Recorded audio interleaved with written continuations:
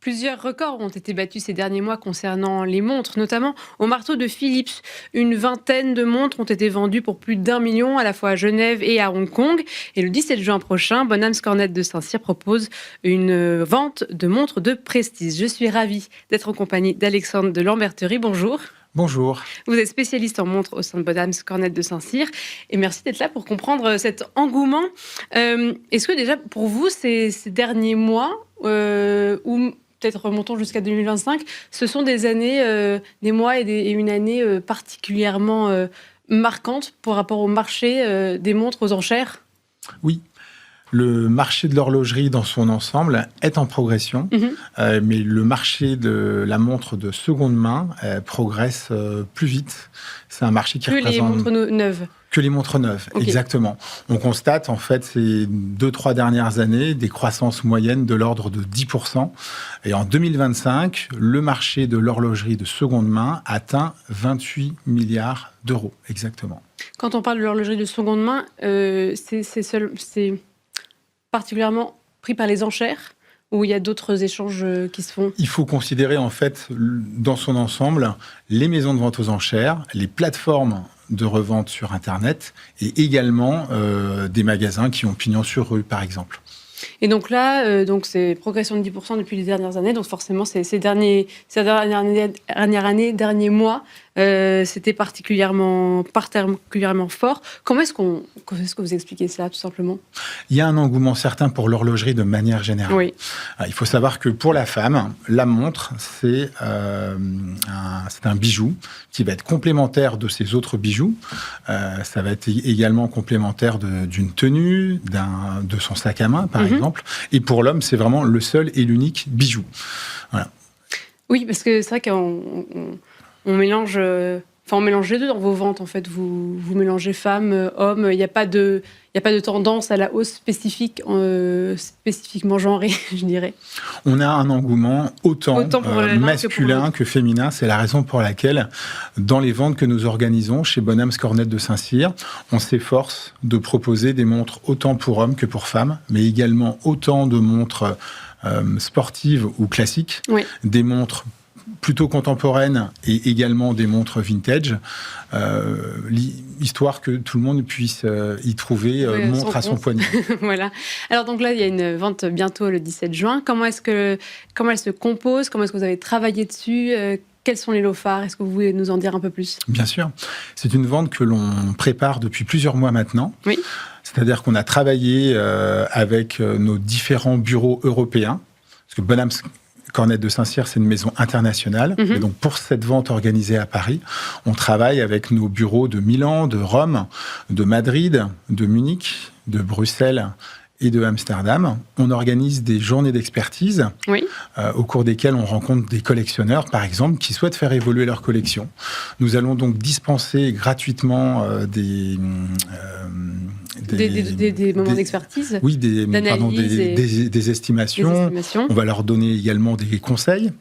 Il faut imaginer que parfois, vous avez des personnes qui héritent de quelque chose, ils ne savent pas ce que c'est, ils ne savent pas d'où ça vient, quelle est l'histoire, et ils vont venir nous voir pour nous demander conseil. Voilà, donc cette vente, elle s'articule autour de pièces qui viennent de différents pays européens. Et la pièce la plus abordable, on va dire, de cette vente est à 2 000 € et la plus chère en estimation basse à 120 000 €, exactement. Et ça, ce serait pour quel modèle ?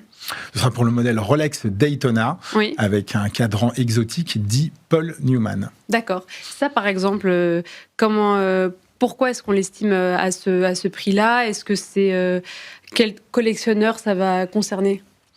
C'est une pièce qui fait vraiment partie du Saint Graal pour tout collectionneur. Peu de modèles avec ce cadran en particulier ont été fabriqués. Il faut savoir qu'en fait, c'est une pièce qui date des années fin des années 60, début des années 70. Là, en l'occurrence, ce modèle-ci, il date de 1968, c'est la référence 6239.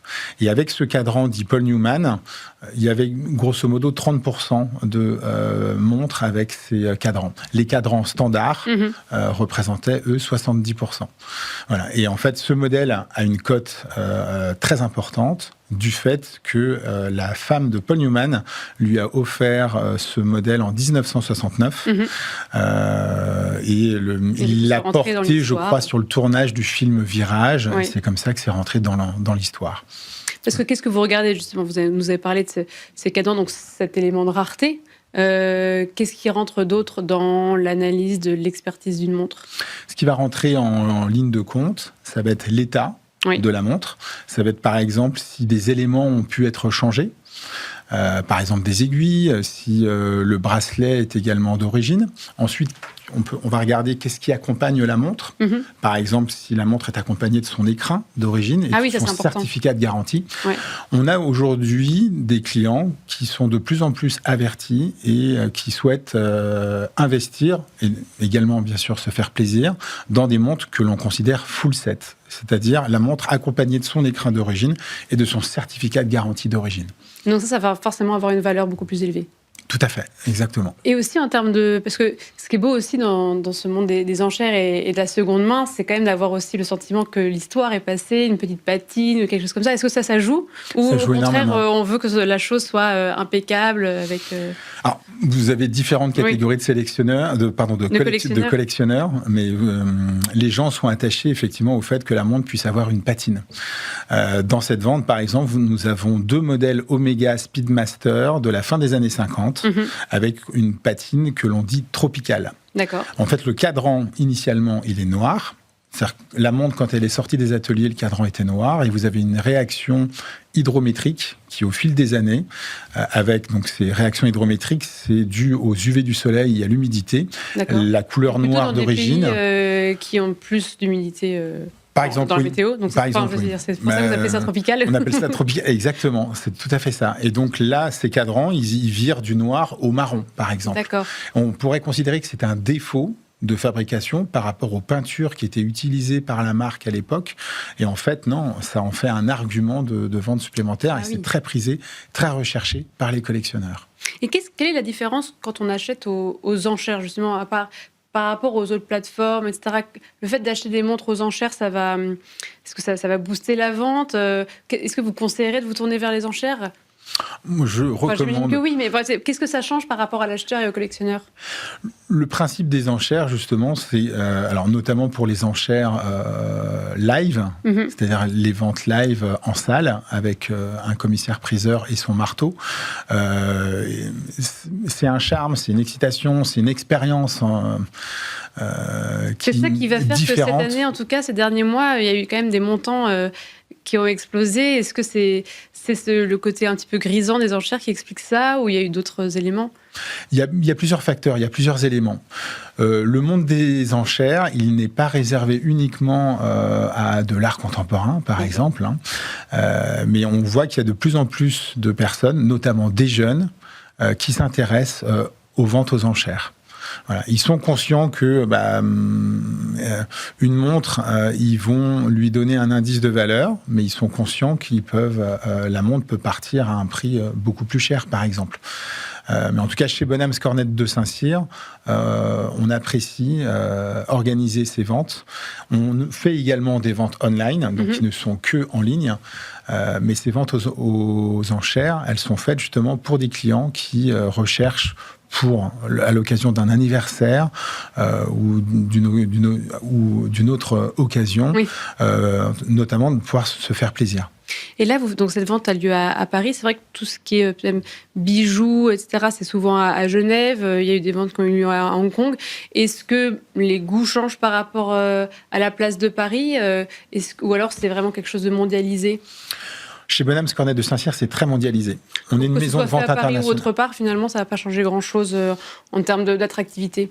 Un client, ou un collectionneur qui recherche un modèle particulier, qui soit en vente à Hong Kong, à Genève ou à Paris, s'il veut vraiment cette montre, il se positionnera dessus. En fait, Paris, oui, bien sûr, on a énormément de clients américains, notamment, qui viennent acheter dans nos ventes parce qu'ils ne trouvent pas chez eux certaines pièces de marques peut-être un peu plus confidentielles. Notamment des marques comme Breguet ou comme Vacheron Constantin. Oui, parce qu'en France, on n'est pas très loin de la Suisse, mais c'est vrai qu'on a quand même une histoire, un patrimoine horloger qui est quand même assez fort. Tout à fait. L'horlogerie ne vient pas que de Suisse, elle vient également du Jura français. Mais donc, cette clientèle internationale, elle recherche des pièces qu'elle ne trouvera pas, en fait, sur son marché. Voilà. Beaucoup de clients nous disent, chez nous, on a beaucoup de Rolex, de Patek Philippe ou de Audemars Piguet, alors que chez vous, on arrivera à trouver des choses bien plus spécifiques. Ouais. Et justement, c'est ces types de montres-là qui vont toucher une clientèle plus jeune, parce que c'est vrai qu'on entend très souvent parler de Rolex, Omega, tous ces grands noms. Aujourd'hui, quand on est un plus jeune collectionneur de montres, on se tourne vers quoi ? On peut se tourner vers des marques comme Rolex, par exemple. C'est-à-dire que Rolex, ce n'est pas seulement le modèle Daytona,